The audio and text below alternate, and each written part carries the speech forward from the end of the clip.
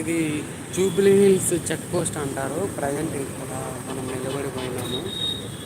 తొందరగా అయితే ఇంకొక 10 సెకండ్స్ ముందు వచ్చింటే ఈ రోడ్డుని మనం క్రాస్ చేసి ఉండేవాళ్ళం, కానీ క్రాస్ చేయలేకపోయినాము.